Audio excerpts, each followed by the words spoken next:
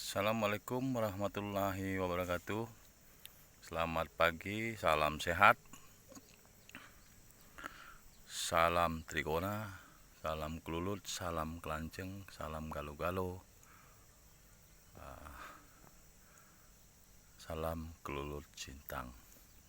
Ya, pada pagi ini saya kebetulan nih, setelah saya melakukan pemindahan, baru bisa dapat atau bisa membuat video.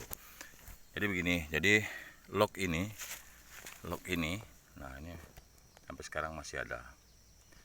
Log ini diserang oleh jenis pusko. Nah, itu berterbangan kecil-kecil pusko. Nah, hanya untung tidak menyerang pada bagian dalam. Jadi pusko ini menyerang pada bagian atas topping, tutupnya. Jadi tutup bagian sini. Jadi begitu diangkat, kan ini karena ada plastik, jadi di atas plastik ini. Nah, sekarang saya sudah pindahkan. Jadi plastiknya saya berhubung sudah memiliki telur, karena mungkin sudah lama juga tidak dilihat. Jadi sudah memiliki telur. Nah, dengan terpaksa kantong plastik atau penutup daripada log Itama kita ini saya potong. Kemudian telurnya itu saya pindahkan ke kotak ini. Nah, sekarang saya mencoba untuk supaya mereka pindah ke kotak yang kita siapkan. Ya, berhubung tadi ada telurnya, ada telur ratu, jadi saya coba sepertinya berhasil. Karena telur ratunya ada dan telurnya saya pindahkan semua. Nah, mudah-mudahan. Nah, ini memang ini ya di kategori pengganggu juga tidak, karena sama makhluk ciptaan Tuhan. Hanya karena mereka ini kecil, mereka lebih kuat, lebih agresif, karena ada satu log saya yang waktu itu mungkin karena terlalu lama jarang dilihat, akhirnya dikuasai oleh jenis pusko ini. Jadi jenis pusko dan lepisep luar biasa kekuatannya terhadap jenis-jenis lain, Itama, apalagi kalau jenis-jenis Thoracea. Makanya memang antara Thoracea, Itama atau lepisep dan pusko ini memang harus terpisah.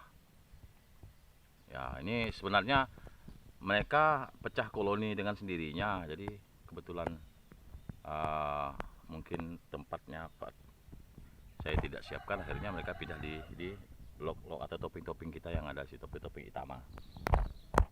Nah, ada beberapa lepisep dan pusko memang sudah kita pindahkan di dekat rumah. Jadi kita memiliki 3 lahan.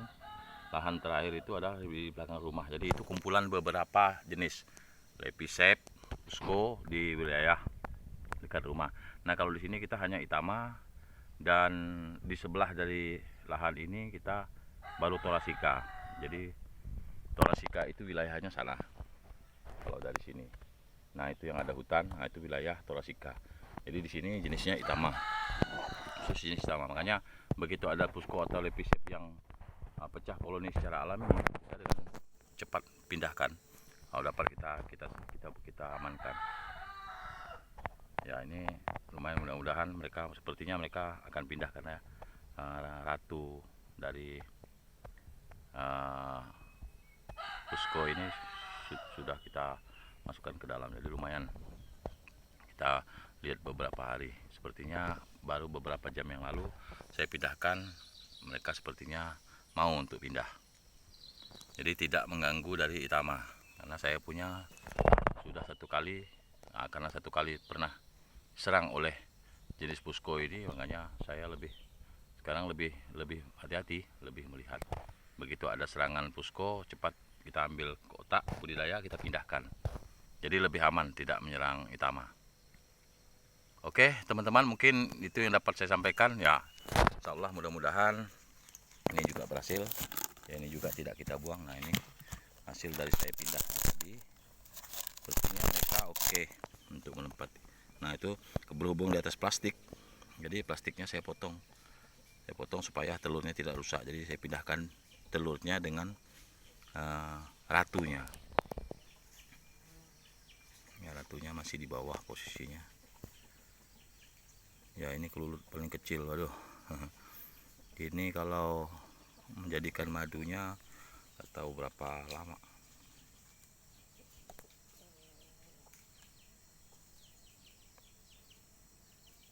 Berapa tahun baru madunya lumayan. Dan ya menurut informasi memang madu ini cukup mahal juga. Ya ini kita pindahkan dari pertama. Oke, mungkin itu yang mungkin saya dapat sampaikan pagi ini. Mungkin semoga video ini bermanfaat ya. Mungkin bila bermanfaat silahkan bagi ke teman-teman lain. Inilah cara kita mengamankan bentuk pusko atau lepisep supaya tidak mengganggu dari Itama. Karena jujur kalau saya lebih cenderung dengan budidaya sekarang ini adalah dengan jenis Itama. Karena kenapa? Karena jenis lepisep atau pusko atau jenis cherry atau jenis yang lainnya itu pengambilan madunya harus diperas, disaring, diperas ya. Diperas artinya bahwa kita mengambil itu dengan sarang-sarang daripada madunya.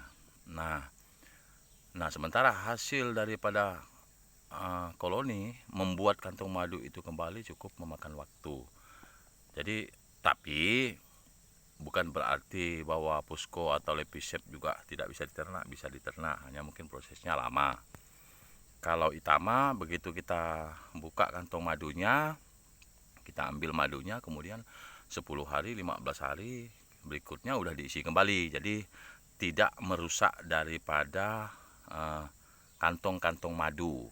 Nah kalau lepisep atau pusko ini kan mesti diambil dengan kantong-kantong madunya, diangkat semua kemudian baru diperas.